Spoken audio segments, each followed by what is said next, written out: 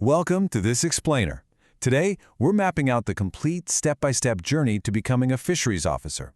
If you've ever wondered how to turn a passion for the environment into a solid career, one that literally impacts global food security and the health of our aquatic ecosystems, well, you're in exactly the right place.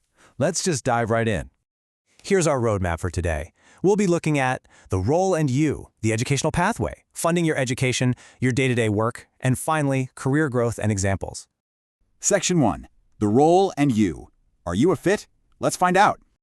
So, ask yourself, do you love science? And do you absolutely love being outdoors? I know, it sounds a little bit like a dating profile, but if you're nodding yes to both of those, you've already got the foundational passions you need for this highly specific, yet totally vital career path. A fisheries officer is essentially a guardian of the aquatic environment. And the core duties here? They're massively impactful. Think about it. Over 70% of our planet is covered by water, right? And the life in that water is absolutely crucial for our survival. In this role, you'd be actively investigating, detecting, and preventing water pollution. But beyond that kind of defensive work, you're also playing offense. You're looking after the development of inland and reservoir fisheries to make sure these ecosystems not only survive, but actually thrive and continue to feed millions of people. Now, there's definitely an ideal personality profile for this kind of work. So let's do a quick self-assessment together. Do you like analyzing complex problems and situations? Do you naturally gravitate towards science? Does the idea of working outdoors sound way better than being chained to a desk all day? And finally, do you pay close attention to the details? If you're checking off these boxes, it means you've got the exact mindset needed to balance environmental protection with industry development. Moving on to Section 2, the educational pathway. Let's map out your training ground. The timeline for your education here is pretty structured. Step 1 is where it all kicks off, completing your 10+2 specifically in the science stream, focusing heavily on physics, chemistry, and biology. After that, Step 2 is getting your bachelor's degree. That'll be either a BSc or a BFSc. And finally, for Step 3, you cap the whole thing off with either a postgraduate diploma or a full master's degree. Now, right after you finish your 10+2, the road actually forks into two main options.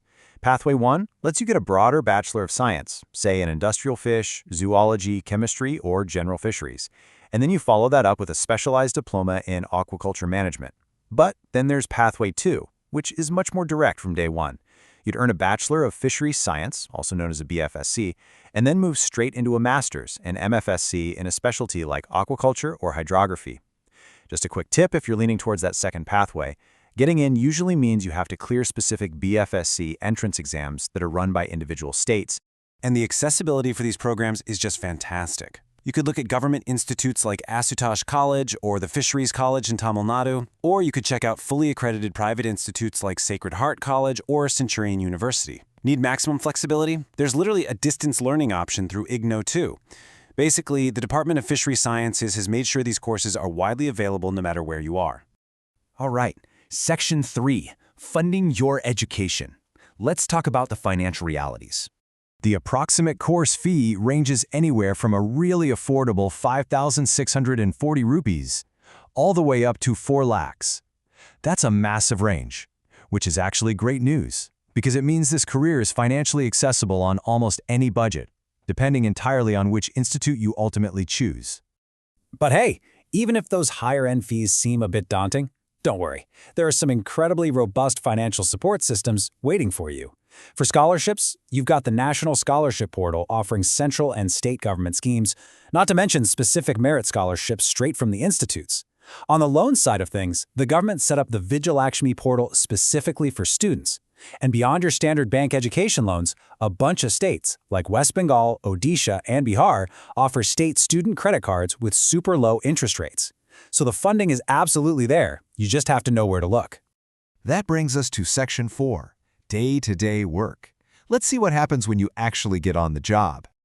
Once you're fully trained, your daily workspace could look vastly different depending on your specific role. You know, you might be out in the field getting your hands dirty at government aquaculture farms or hatcheries, directly managing the ecosystems that support our food supply. Or, if you lean a bit more towards the analytical side, you could be stationed in central labs or even overseeing fish processing industries. It's also worth noting that excellent opportunities exist for differently abled individuals across all these diverse environments, which is fantastic. As for your actual schedule, you can generally expect to work 5 to 6 days a week, putting in about 7 to 8 hours a day. But keep in mind, nature doesn't exactly operate on a strict 9 to 5 schedule. So a shift system is very often applicable here. It's a highly active, really dynamic work environment. Finally, Section 5, Career Growth and Examples. This is the payoff. Let's ground this in some financial reality right off the bat. The expected starting salary for a fisheries officer usually ranges between 40,000 and 43,000 rupees per month. So it's a really solid, stable foundation to build a long-term life upon. You definitely don't just walk into the top job on day one, though. Your career growth path works kind of like a ladder. You typically start out on the ground level as a field man, gaining all that essential practical experience. From there, you're promoted to a fish overseer. And then, finally, once you've mastered both the fieldwork and the oversight, you reach that coveted rank of fisheries officer. So how far can this title actually take you? Well, take Mr. Carlos Fuentevilla, for example. He operates on literally the ultimate global stage, the Food and Agricultural Organization of the United Nations. Carlos used his educational background to completely push the boundaries of this career. He's currently working as a secretariat member drafting voluntary guidelines for securing sustainable small-scale fisheries. His day-to-day work directly addresses global food security and poverty eradication. I mean, that is the true scale of what a fisheries officer can achieve. You aren't just looking after local waters, you are fundamentally looking at global survival. Which brings us to the end of our explainer today.